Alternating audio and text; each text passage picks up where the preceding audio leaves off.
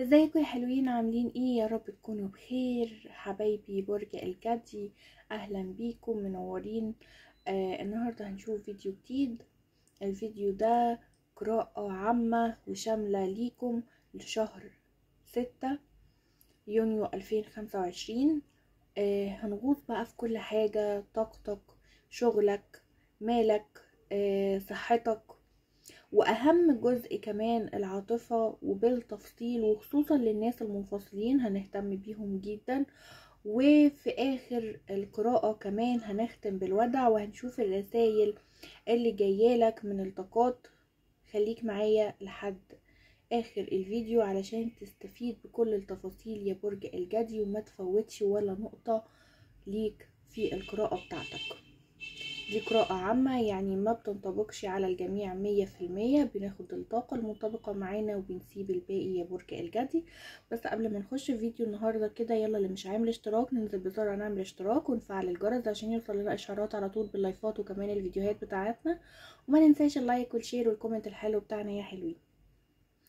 طيب، في بداية الطاقة بتاعتك كده يا برج الجدي، شايفة هنا انك داخل على شهر فيه تحولات كبيرة، في تحولات، بس التحولات دي مش هتكون فجأة، لا دي جاية نتيجة تعب ومجهود. الفترة اللي فاتت انت كنت تعبان وبتعمل مجهود في حاجات كتيرة تخص حياتك يا برج الجدي. يمكن كنت بتنقل من شغل لشغل تاني احسن، يمكن كنت بتنقل من بيت لبيت، يمكن كنت بتغير تفكيرك، بتغير امور في حياتك. في تحويلات عندك بشكل ايجابي مش بشكل سلبي يا برج الجدي، وجايالك بعد تعب ومجهود منك، حاجة شغال عليها انت بقالك فترة. شايفة كمان هنا يا برج الجدي ان البعض منكم هنا كأنه بيقفل صفحة قديمة في حياته وبيبتدي مرحلة شفاء وبداية جديدة لنفسه وبداية جديدة في حياته. برج الجدي، شايفة هنا ان انت عندك طاقة استشفاء، يعني عندك طاقة استشفاء نفسي، يمكن كمان من خذلان قديم اتعرضت له يا برج الجدي. يمكن الخذلان اللي انت تعرضت له ده يا برج الجدي يمكن من صديق مقرب ليك، يمكن حد من الاهل، ممكن من الشريك كمان يا برج الجدي. برج الجدي، شايفة كمان هنا ان انت عندك انفراجة بعد تعب وصبر طويل، فانت عندك انفراجة وعندك انطلاقة جديدة في حياتك يا برج الجدي.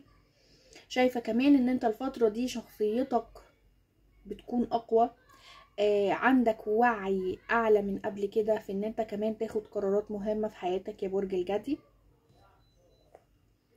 طيب نخش بقى هنا، نبتدي كده نشوف الشغل. طاقة الشغل عندك فيها ايه؟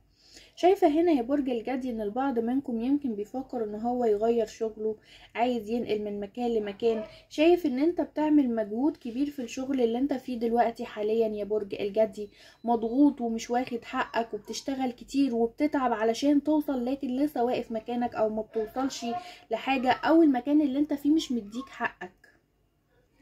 فشايفة هنا ان في فرصة يعني جديدة هتظهر لك، في فرصة جديدة هتظهر قدامك كده يا برج الجدي، بس محتاجة منك خطوة جريئة. يعني يمكن انت متردد او قلقان ان انت تسيب المكان اللي انت فيه دلوقتي.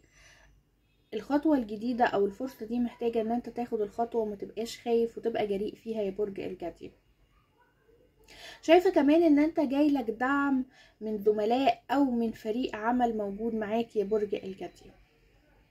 طيب بالنسبة للناس اللي بتدور على شغل، فأنا شايفة إن في عرض جاي، لك يا برج الجدي. يمكن من مكان جديد، مكان أنت يمكن ما تعرفوش، بس لازم تكون جاهز، يعني جاهز له بشكل كويس يا برج الجدي. يعني ممكن يجي كمان عن طريق حد أنت ما تعرفوش أصلا يا برج الجدي، تيجي حاجة بالصدفة كده، لكن هتكون في عرض وفرصة هتكون كويسة بالنسبة لك.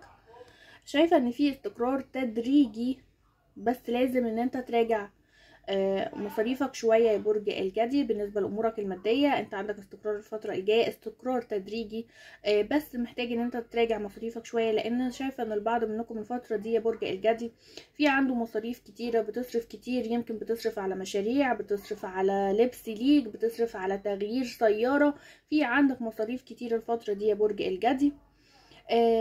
برج الجدي عايزة اقولك كمان لازم تخلي بالك من ان حد يديك يعني ايه وعود مالية بالكذب، اللي هو مثلا يقولك هنخش مشروع مع بعض وهنبدأ مشروع وهيجيلك فلوس كويسة وهنستثمر فيه بشكل كويس والمشروع ده ناجح جدا وهتستفاد. لا، فخلي بالك واحذر ما تخشش اي حاجة مش مدروسة، اي شغل واستثمارات ما تخشش فيها غير ما تكون دارسها كويس يا برج الجدي، ما تجازفش الفترة دي. برج الجدي شايفة هنا كمان لو انت ليك فلوس عند حد ففي فرصة ان الفلوس دي ترجع لك باذن الله، في فرصة ان الفلوس دي ترجع لك قريب، يمكن في نص الشهر يا برج الجدي الشخص ده يتواصل معاك او الفلوس ترجع لك. شايفة كمان هنا يا برج الجدي ان انت الفترة الجاية امورك المادية هيكون فيها استقرار، فيها تحسن، بس محتاج منك شوية صبر وهدوء نفسي، ما تتوترش وما تقلقش وما تفكرش كتير يا برج الجدي، اصبر اصبر وامورك هتمشي احسن ما انت متوقع كمان. طيب بالنسبة للطاقة العاطفية هنا يا برج الجدي، الطاقة العاطفية اللي قلقة الكل واللي مسببة مشاكل كتير للكل. طيب هنبتدي بطاقة العزاب زي ما احنا متعودين دايما مع بعض. برج الجدي بالنسبة لطاقة العزاب هنا شايفة ان انت عندك فرصة تتعرف على حد جديد، وده ممكن يحصل من خلال الشغل او وسط الاصحاب، يعني ممكن في قعدة صحاب في مكان مجتمع فيه مع اصحابك الشخص ده يظهر. شايفة ان الشخص ده هيكون شخص مختلف، عنده نضج عقلي واضح بالنسبة لك يا برج الجدي. الشخص ده ممكن يكون من برج هوائي، ممكن ميزان، جوزاء، دلو، ممكن ميزان، جوزاء، دلو يا برج الجدي. طيب نصيحتي ليك هنا ايه؟ ان انت ما تدخلش العلاقة وانت لسه متأثر بحد قديم يا برج الجدي، لان ده هيبوظ البداية اللي ما بينك وما بين الشخص الجديد، لان انا شايفة ان البعض منكم هنا في اوقات كتيرة بيقعد يفكر في العلاقة القديمة، بتقعد تفتكر ذكريات ما بينك وما بين الشريك، مش قادر ان انت تتخطاه يا برج الجدي، بتفتكر كلامكم سوا، بتشوف حاجة مديها لك او كان جايبها لك هدية، بتقعد تتذكر حاجات حلوة ما بينكم، مش قادر تتخطى الشخص ده رغم ان هو اذاك وهو اللي بعد ومشي، رغم ده كله انت مش قادر تتخطاه ومش قادر تنساه، بل البعض منكم عنده استعداد ان هو لو رجع يتأسف ويصالحه هيرجع وهيسامحه وهينسى اللي فات. فانت لازم ان انت تنسى القديم ده كله وتتخطاه وتعمل استشفاء لنفسك يا برج الجدي عشان ما تبوظش الدنيا وتبدأ بداية جديدة وتقدر ان انت تخش علاقة جديدة. طيب بالنسبة لطاقة المرتبطين هنا، طاقة المرتبطين شايفة هنا ان في شوية توتر شوية في العلاقة، شايفة في توتر في العلاقة للمرتبطين هنا، بس مش بسببكم انتم غالبا، يمكن بسبب ضغوطات خارجية زي الشغل او حد من الاهل متدخل في العلاقة ما بينكم بيوتركم وبيعمل مشاكل ما بينكم هنا. برج الجدي الناس اللي في علاقة فيها برود شوية عاطفي، في برود في المشاعر، حاسس ان الشريك يا برج الجدي متغير معاك، ما بتواصلش معاك كتير زي الاول، المشاعر باردة ما بينك وما بينه. برج الجدي لازم تعيدوا هنا التوازن ما بينك وما بين الشريك تاني، لازم يبقى في اخد وعطا ما بينك وما بينه علشان ما تخسروش، لازم تحاول ان انت تقرب منه، لازم ان يكون في حوار وكلام ما بينك وما بينه عشان ما تخسرش الشريك يا برج الجدي، وتساعد ان حد تالت او طرف تالت يخش العلاقة وياخد الشريك منك يا برج الجدي. برج الجدي شايفة ان في هنا طاقة رجوع للمودة، لو اتكلمتم بصراحة وفتحتم قلوبكم لبعض هترجع المودة والقرب والحب ما بينك وما بين الشريك تاني، فاهتم جدا بالنقطة دي يا برج الجدي. طيب بالنسبة للمنفصلين، هناخد هنا دلوقتي طاقة المنفصلين نشوفها بقى بشكل واضح ومفصل اكتر. اكتر نقطة هنا حساسة ومهمة في الفيديو ده، لان انا شايفة ان في ناس قلبها هنا لسه متعلق، وناس لسه عندها علامات استفهام، لسه روحك مش قادرة تقفل الصفحة دي، مش قادرة تتخطى يا برج الجدي، مش قادرة تتخطى الشخص ده، مش قادرة تتخطى العلاقة، مش قادرة ان هي تنسى الشخص ده بمعنى اصح. طيب هنشوف دلوقتي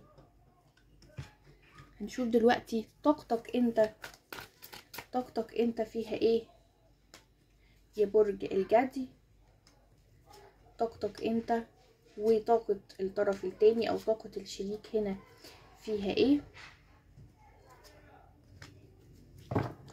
طيب اول حاجة هنا يا برج الجدي، واضح انك عديت بمرحلة وجع كبيرة في حياتك، اتوجعت كتير يا برج الجدي،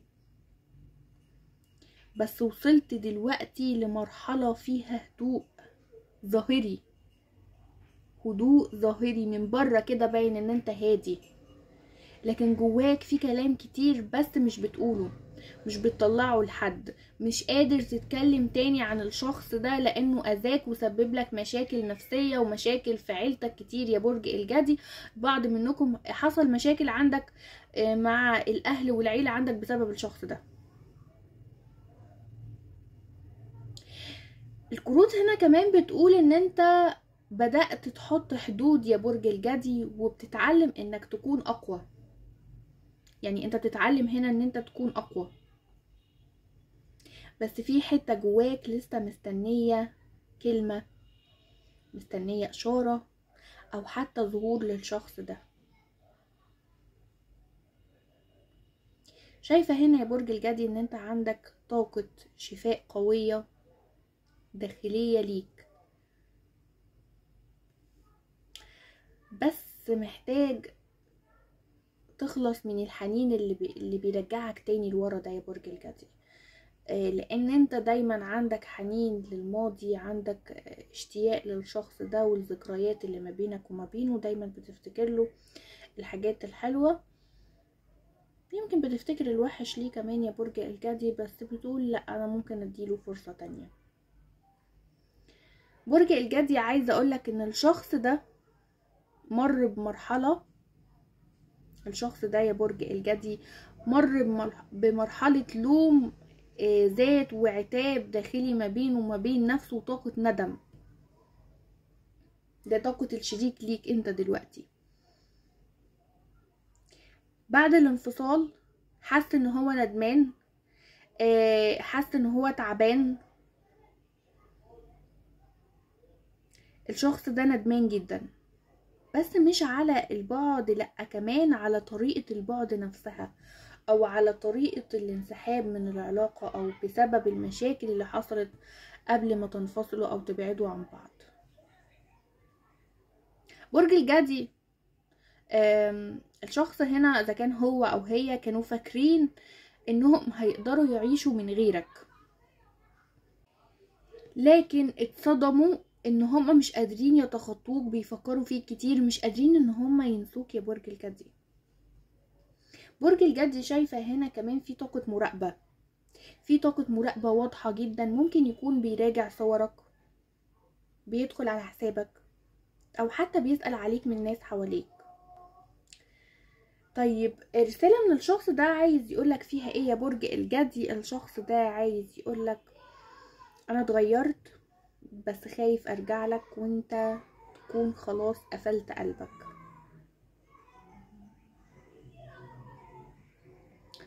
فالشخص ده عنده طاقة خوف وتردد من هو يرجع او ياخد الخطوة، وهنتأكد دلوقتي كمان. طيب هل هو الناس اللي قاعدة بتسأل دلوقتي، طيب يعني هو كده مش راجع، هيرجع ولا لا؟ انا شايفة هنا ان في طاقة رجوع، شايفة هنا ان الكروت بتقولي ان في فرصة رجوع بنسبة كبيرة جدا، بس الرجوع ده مش دلوقتي، الرجوع ده لسه مش دلوقتي. برج الجدي محتاج هنا ان يحصل نوع من التوازن، لازم كل طرف يعترف باخطائه.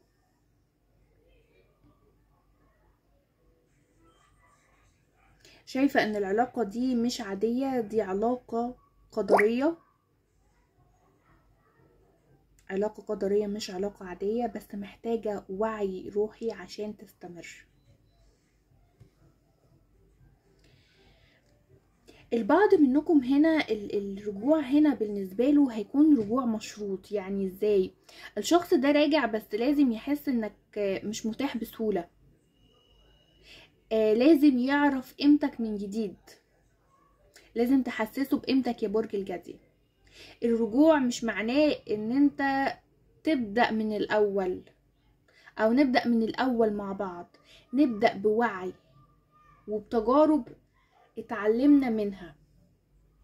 لازم تكون اتعلمت من اللي فات واللي عملوا معاك قبل كده يا برج الجدي.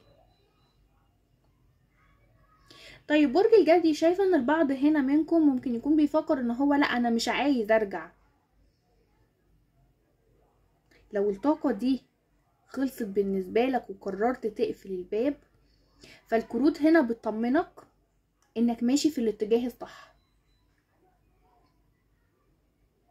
انت هنا ماشي في الاتجاه الصح، وان في حب جديد داخل حياتك، بس مش هيظهر غير لما تتخلص تماما من الذكريات والارتباط الطاقي اللي انت لسه مشبوك بيه يا برج الجدي. دي طاقة المنفصلين. برج الجدي، عايزة اقولك كمان ان طب يعني في رجوع في رجوع عند البعض منكم حاصل بنسبة كبيرة جدا زي ما قلت لكم في البداية، خصوصا بقى كمان لو الانفصال حصل يعني بسبب سوء تفاهم او تدخل اطراف تانية. الشخص ده بيراجع كل لحظة ما بينكم وبيفكر جدا ان هو يرجع لك. الطرف التاني هنا يا برج الجدي او الشريك هنا مر بتجربة خليته يصحى ويفوق، مر بتجربة على المستوى النفسي والعاطفي خليته يصحى ويفوق، وخليته يحس ان هو ظلمك. عايزة اقول لكم كمان يا برج الجدي، لو في بلوك ففي نية هنا عند الشريك ان هو يفكها، في نية لفك البلوكات، بس محتاج شوية وقت برضو. طيب، وهقول لكم تاني وهعيد لكم تاني، لو انت مش عايز ترجع له، الكروت بتقولك هنا اقفل الباب ده تماما، لان في بداية جديدة مستنياك يا برج الجدي. طيب تعالى كمان يا برج الجدي نشوف الصحة عندك والطاقة الجسدية بالنسبة لك فيها ايه. هنشوف الصحة بالنسبة لك هنا يا برج الجدي فيها ايه. طيب حلو. طيب طاقتك النفسية يا برج الجدي انا شايفاها هنا ان هي بتتحسن جدا، وهتتحسن اكتر في النص التاني من الشهر. في تحسن في النوم، شايفة كمان ان انت يعني هتقلل شوية من طاقة القلق اللي عندك. ولو عندك تعب في المعدة او القولون يا برج الجدي، حاول تهتم بالاكل وخد بالك من التوتر، لان اكتر حاجة بتأثر على معدتك او على القولون العصبي اللي عندك هو التوتر. فخلي بالك يا برج الجدي من نفسك وصحتك شوية، واهتم بنفسك. طيب خلصنا بالطاروت الطاقة بتاعتك، هناخد قراءة سريعة كده بالودع ونشوف قراءتك هتقولك ايه يا برج الجدي. تعالوا نشوف دلوقتي يا برج الجدي الودع هيقول لنا ايه ويكشف لنا عن الرسائل اللي جاية ليكم. بسم الله.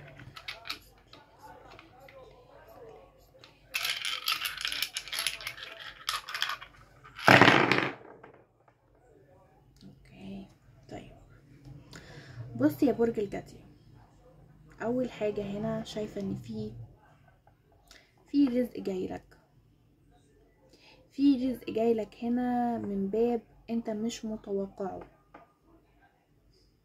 من باب مش متوقعه. ممكن يكون عن طريق سفر او حد بيساعدك من غير ما تطلب، من غير ما تطلب يا برج الجدي.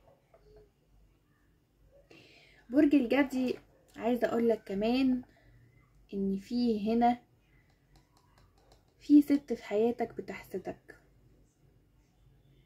في واحدة ست هنا في حياتك يا برج الجدي بتحسدك او بتتدخل كتير في حياتك. الودع بيقولك هنا ابعد، الودع بيقولك هنا ابعد يا برج الجدي، ابعد عنها، قلل التعامل معاها، لان هي بتحاول توقف لك حالك، هي بتحاول توقف لك الحال. وعلى فكرة ممكن تكون شخص قريب منك، ممكن يكون حد من الاهل، حد من الاصدقاء، حد انت عارفه يا برج الجدي، فخلي بالك، خلي بالك واحذر. برج الجدي شايفين هنا الودعتين دول اللي جنب بعض، عايزه اقولك ان في هنا عندك حد من الماضي يا برج الجدي، حد من الماضي بيراقبك وبيراقبك جدا، بيراقبك جدا وبيفكر يرجع لك، ونيته صافيه المره دي، نيته صافيه اتجاهك في خطوه الرجوع، ناوي يحسن العلاقه ما بينك وما بينه، ناوي على استقرار، ناوي على بدايات حلوه ما بينكم. بس القرار هيكون عندك انت وفي ايديك انت يا برج الجدي، يعني انت اللي هتقرر يا ترجع وتفتح له الباب يا هتقفل في وشه الباب. طيب اخر حاجة عايزة اقولها لك يا برج الجدي، ما تخليش ذكرياتك الحلوة تعميك عن ألمك اللي انت عديت بيه. استعمل دايما عقلك قبل قلبك الشهر ده بالذات يا برج الجدي، استخدم عقلك قبل قلبك الشهر ده بالذات، لانك هتكتشف حاجات كتيرة وهتعرف حاجات كتيرة لما تفكر بعقلك وتمشي ورا عقلك. وبكده يا حبايب قلبي نكون وصلنا لنهاية قراءة برج الجدي لشهر 6. ولو وصلتوا لحد هنا معايا ما تنسوش تعملوا لايك للفيديو وتشاركوه مع اي حد من برج الجدي، واكتبوا لي في الكومنتات ايه اكتر جزء حسيتوه ان هو لمسكم وان هو منطبق عليكم، وعايزين نكمل بايه في الفيديوهات الجاية. بحبكم قوي ودعواتي ليكم دايما بالطاقة الحلوة. اشوفكم الفيديو الجاي على خير، سلام يا حلوين.